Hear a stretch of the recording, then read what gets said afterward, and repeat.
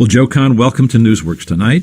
When you have 60 seconds to tell somebody on their front porch why you're the right guy for this job, what's your pitch? I'm a lifelong Philadelphian who's dedicated his life to seeking justice for Philadelphia, and that's what the city needs in its district attorney. We don't have a DA who's seeking justice for all Philadelphians, especially people who are the most vulnerable, the most exploited, the most afraid to come forward and report crime. And that's one of the biggest problems we have in the city right now, is that so many of us take for granted the privilege that we have to be able to report a crime, and so many people are beyond the reach of the justice system. We need a DA who's going to look out for those folks too. Okay, now the current DA, he's had his problems on ethical issues, but he has spent his career in the district attorney's office, prosecuted a lot of cases.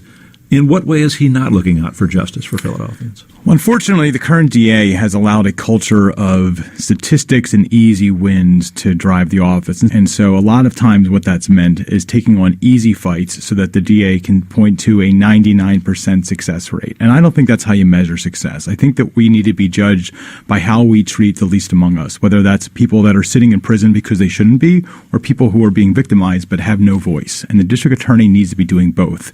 And right now, the city needs a progressive prosecutor who has progressive values that will make sure we have equal justice for everyone in the city, but also the prosecutorial experience to make sure we can achieve that vision for all Philadelphians. Give us an example of easy cases he shouldn't take on or tougher cases he should. Sure. The easiest example are these low-level drug offenses where people are caught being in possession of drugs, and the DA can tout that in 100% or 99% of the cases in which he prosecutes people for drug possession, he's getting convictions. They're not that hard to prosecute, but they're not really doing much to deal with the serious problem of addiction. They're not doing very much to deal with the more significant problem in terms of the supply side and the dealing side with doctors who are illegally prescribing opiates, which are tough fights to take on, people who are trafficking drug addicts and bringing them to Philadelphia under false pretenses, taking on big drug kingpins and organized crime. Those are tougher fights that the DA isn't taking on when he's pointing to these high win rates for drug offenses.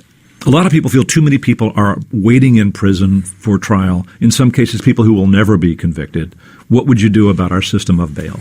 So, we're just a block away from the federal courthouse where I spent 10 years, and this problem was solved fairly easily in terms of how we dealt with the question of detention. If someone came into federal court and they were simply too dangerous to be let out of prison, or they were just too much of a flight risk in a fairly serious case, then we weren't going to let them out. But for everyone else, if there was some kind of combination of conditions that would reasonably assure both the safety of the community and this person's appearance in court, then we would find it. And we wouldn't set some arbitrary number or some amount of dollars based on what was on a grid and wait until that person could raise the money and let them languish in prison until they got out. That's not how we treated people. And there's no reason we can't have that kind of system in the local courts.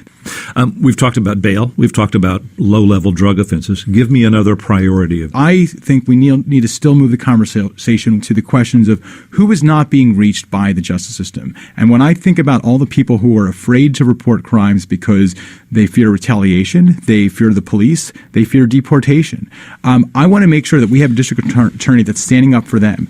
So many of the cases that I handled as a prosecutor were the most vulnerable victims you can imagine, victims of child abuse, of sexual assault, of child exploitation and domestic violence. Right now, we don't have a DA who's speaking up for those folks. The current district attorney has underfunded the prosecution of those cases by a substantial margin. The first thing I'm going to do on day one as district attorney is I'm going to reverse that trend. I'm going to restore full funding to the Family Violence and Sexual Assault Unit, where I was a prosecutor during my time at the DA's office. Mayor Kenney's made Philadelphia what's called a sanctuary city. The city does not routinely honor detainer requests from immigration when they have someone in custody that immigration would like them to hold.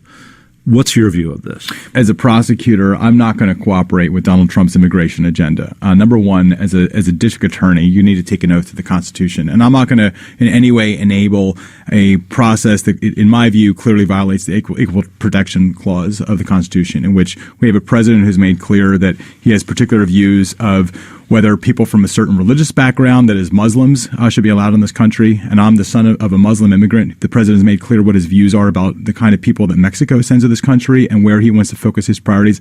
I will in no way enable that program, number one.